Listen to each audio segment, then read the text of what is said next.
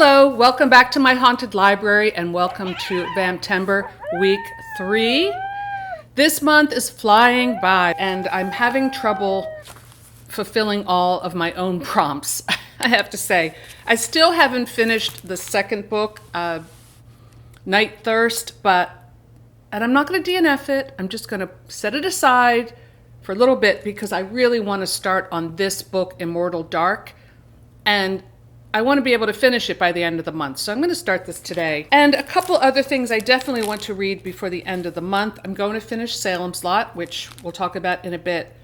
But I also have some cool vampire comics that I'm going to indulge in. It's one of my favorite things. There was something on Twitter that girls and women, females, I guess, don't like comics. Well, I don't know who they're polling, but I've always loved comics. Now, I did go through a superhero comic period, but I was a comic reader from a child. I read horror comics and romance comics. I was big on romance comics, so maybe I'll start. I'm getting quite a collection of old comics, horror comics, so maybe I'll start adding to my collection of love comics, because those are absolutely my favorite, and I still enjoy them. So yes, girls like comics too. So I just did a quick out of the studio, off the cuff kind of short video about my initial thoughts about this movie, The Substance. And the more I think about it, I can't stop thinking about this movie. I absolutely loved it. If you love horror and body horror, because it has to come with a trigger warning. It's very graphic with, fingernails breaking off in tight close-up and teeth coming out and this kind of stuff. And worse.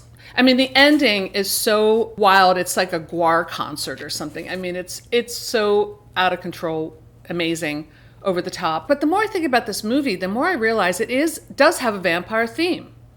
It's not really about vampires, but it certainly is about a vampiric nature of one character sucking, like literally and figuratively, the essence and the energy from another being. And they're both parts of the same being, but that hunger of the one for life, one's life essence, and keeping that going. I saw a lot of vampire themes in this movie, and it made me reflect on my own life about, times that I've felt drained by relationships and needing to turn that tap off a bit or all the way off to keep from feeling drained. So I just got so much out of this film. And I've definitely explored this theme in my own work about the double. In my film project, The Weirdness, there's two sides of the same character kind of in a twisted sister theme, which I know something about, and it comes out in my work. Get to know it, you'll see it. Oh, I put on Facebook a couple weeks ago on the Horror Writers Association page that I was looking for new vampire books or stories to explore for this month, and I got a lot of responses, more than I can possibly answer. But I did get one. Some author sent me I think this book is coming out, so I haven't had a chance to read any of the stories yet, but because I've been putting together bookworms and doing this other stuff. But I will give it a bit of a shout out because it is on pre-order now, and it's called Black Days and Bloody Nights by Greg Chapman. The book it's a collection. It's on pre-order now, but I'll try to read a couple stories and let you know what I think, either the end of the month, or I'll probably do a wrap up too, because I feel like there's a lot going on. I also want to take a visit to, there's a vampire museum that's not too far from me that I have to check out. So I'm going to try to go this week. Maybe I can get James or another friend to go with me, because it sounds like a lot of fun. And then someone else recommended this on Facebook, and I was so interested, I found it on Abe Books and bought it right away, and it came in a couple days. And this is called The Dracula Book of Great Vampire Stories, edited with an introduction by Leslie Shepard. It's a really nice book. This is more classical vampire stories that I already have a lot of, but Algernon Blackwood, Bram Stoker, Sheridan Le Fanu, and more. Count Stenbock. I don't know this one, so maybe I'll read a few of these stories before the end of the month. It always kind of makes me sad when you find books that people gave away. There's a happy birthday Snoopy card.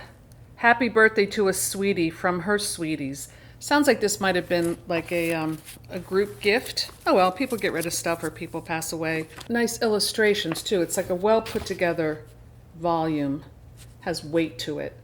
This came out in 1977 by Citadel Press. Okay, so moving along to our next reading of Salem Slot. We read a big chunk of this book this week, and I have my crucifix bookmark just in case. So it starts with chapter 9, Susan 2. So I'm going to refer to my notes. Susan and her mother have a big fight over Ben, and Susan slaps her mother. I was kind of shocked by that. I can't imagine ever doing that to one of my parents. Of course, I was a recipient of plenty of slaps, and I tell you, I've been having some triggering flashbacks in the last couple of weeks. But yeah, her mother is a little bit slap worthy, I have to say. The mom says, well, Floyd, he's so beside himself. I mean, she really wants Susan to marry Floyd. And Floyd Susan rather comes back at her and says, you just want to control me. You just want to control me because you can control Floyd. This is an interesting character and dynamic between mother and daughter. And this is why Stephen King's really good. He's really good at developing characters that you believe. Because this is a large cast, and so it would be easy to gloss over these relationships, but he doesn't do that, which is good. All right, so Susan finds out that Ben is in the hospital because Floyd beat him up. She's not happy about it. But Ben's okay. She goes to see him, and he tells her, he's still a little bit out of it, has a concussion. He tells her to see Matt, and that Matt was going to tell her everything about the vampires and this kind of stuff, because Susan still doesn't know any of this. And then he also asks her to check to see about Father Callahan. We need a priest. We need a priest. Susan goes to visit Matt. They talk about Straker, and they finally get around to talking about, well, maybe there is something to this vampire thing. Susan doesn't want to believe it, of course, and Matt is worried that she's going to think he's nuts. There's a noise upstairs. So Matt's like, I'm going to go investigate. He tells Susan, now stay downstairs, but keep talking as if I'm there, because I'm going to sneak up on this vampire that I suspect. And he opens the door, and it is Mike in the room, laying there, and his eyes open. And for a moment, Matt is hypnotized and pulled in. And then he flashes the crucifix and tells Mike, I know I invited you in the first time, but I'm revoking that invitation.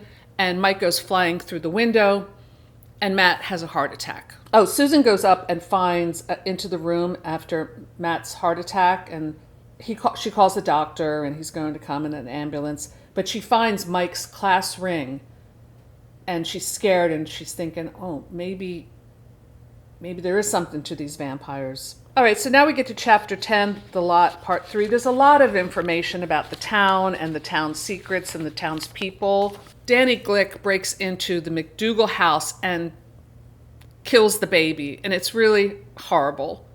I can't really deal with, when I'm reading horror books, things that deal with animals or babies. It's like too much. It's not too graphic though, but it's a horrible scene, and it made me very sad because this baby was already being beaten and now it's dead, and the mother is sure she's going to be blamed for killing the baby, or maybe she did kill the baby and not even realize. So she does this weird thing where she starts picking up the baby and forcing food into its mouth. It's quite disturbing. Floyd is in the jail in the drunk tank. He hasn't been eating, so that's not a good sign. So there's this whole scene where this couple is, Bonnie and Corey are fooling around. She's married to someone else. The husband comes home, Reggie Sawyer his name is, and he threatens Corey with a shotgun, and Corey wets himself and worse and runs off away from the house while Reggie does some horrible things to Bonnie. That's, again, an ugly scene about ugly people just like the McDougalls. And Corey runs into Barlow. So we get the sense that the vampires are multiplying in Salem's Lot. Mike's body's disappeared from the morgue. I mean, everything's ramping up. Ben says to Susan, okay, just get a crucifix and I'm getting out of the hospital. Then comes one of the scariest scenes in the book and certainly in the old TV movie when Danny Glick comes to Mark's window. That scene scared every kid and adults too when that TV movie came out. And it was done really creepily. He's like, let me in, with this like smeared mouth, and he's floating outside the window. It's so scary. Mark is a great character, little Mark. I was worried with the new movie that they were going to make Mark into a girl. I don't think they did that from the trailer. I really hope they don't, because they do swap character sexes a lot, and I just feel like Mark has to be a boy because he becomes a man in the story, and I think that's a really important part. Plus, he's such a great character. He's like the nerdy kid that is really smart. Not that you can't have a nerdy girl character, but I just think it works better, especially with what happens with Mark being a male character. So we'll see what happens with the new show, but they do tend to switch out sexes of characters, and it kind of annoys me sometimes. Anyway, Danny does come into Mark's room. Mark kind of gets hypnotized, but then pulls out that crucifix at the last minute and chases Danny away. But Mark can't even tell his parents like what's going on because I guess he doesn't think he'll be believed. We learn that the Glicks have died, both parents, so there's this horrible tragedy. Ben and Jimmy decide they're going to go to the funeral home to check on Mrs. Glick's body. So very unwisely, Susan decides, you know what, I'm just going to go to the Marston house and confront Straker or figure out what's going on. I don't believe in vampires, but just in case, I'm going to bring this slat from like a hurricane fence that I found in case I need to drive a stake into something's heart. So this is one of those scenes. It's really good, but at the same time, you're like, what are you thinking? And the sun is going down. Hello. Can't you do it in the morning? There's always that ticking clock in every vampire story. So Mrs. Glick wakes up, really scary. Ben and Jimmy try to fight her off. She's vicious. They have the cross. They burn her with their makeshift cross. But in the ensuing fight, she bites Jimmy. So he's like washing out the wound with antiseptic, and it's really crazy. And then she takes off. They have to come up with some story that someone broke into the morgue. So Jimmy cold cocks Ben, which if you think about it, he's just getting out of the hospital with a concussion. Probably not a good idea, but they make up some story that to the county sheriff this time that, some guy broke into the morgue and stole a body and hit us. Doesn't really make a lot of sense. Okay, then we move on to chapter 12, Mark. Mark sees Susan kind of hiding in the weeds outside the house, and he's thinking, typical girl, really doesn't know what she's doing. So these two form a pair of like an unlikely duo, and I do like the dynamic here. And this is what I'm saying. I feel like he needs to be a boy because he kind of plays the little man in this, and he's in protective mode of Susan as they go into this house. Straker knocks Mark out, and in a really scary scene, he takes Mark up into this, carries him up into this upper room and ties him up in an elaborate ropes so that he can't really move without a noose choking him. And there's one rope going right up his crotch, which is extremely painful. But because he's this geeky kid and he knows all about Houdini, he knows that, and this is where, again, Stephen King's writing. Actually, this scene reminded me a lot of Gerald's Game, when the character, the female character, I forget her name, it's tied to the bed, and she takes forever to kind of get out of those ropes that are tied to the bed, where she's ripping her hand off, and like the skin of her hand is coming off. This reminded me of that, and you really get the sense that you're there, and it makes you think of, would I be able to get out of this? If I tensed my body like Houdini did when they put the ropes on me, and then I relaxed and allowed myself to really take the time to relax my body and to sweat, and inch by inch these ropes are going to come off. It's done really well. and Susan has been taken down into the basement. So Mark is able to escape from his bindings, and he hears Straker coming up the stairs. It's really scary. It's really suspenseful. The sun's going down. He's able to pick up a metal slat from the bed, and as soon as Straker comes in, he just beats the crap out of him, and it's very satisfying. And as Mark's heading for the door, Straker grabs his ankle in that classic horror move that makes us all jump. But Mark is able to kill him with the bed slat, and it's great. He goes down to the cellar. He takes a few steps down. He knows he's not going to be able to fight off Barlow. And he hears Susan scream, and he knows it's too late. He tells her, run, but it's too late. So he takes off running out of the house like a bat out of hell. It's probably the best scene in the book, along with the Danny Glick at the window scene, as far as really, really scary. And, reading this, it made me wish that Stephen King still wrote horror like this. It's just so good. So Father Callahan goes to visit Matt Burke. There's all these vampire books all over the place. And this is a really good chapter where Father Callahan reflects on the nature of evil and how the concept of evil has changed from monsters in the dark and devils and gargoyles and this kind of thing to the evils, like social evils of things that happen in war and things that happen in the street and in neighborhoods and war in families, and that science and psychology and Sigmund Freud, these concepts have replaced the church in how we view evil. It's a really good chapter, kind of meditating on these different things. And again, excellent writing.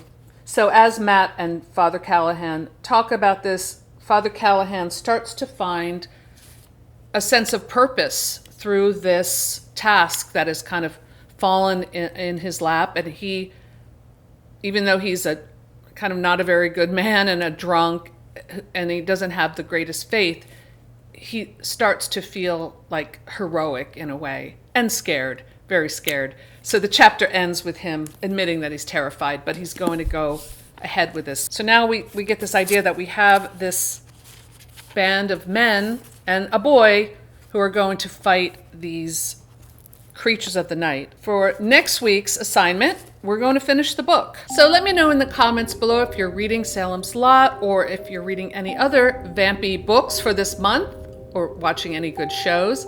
I would love to hear your thoughts.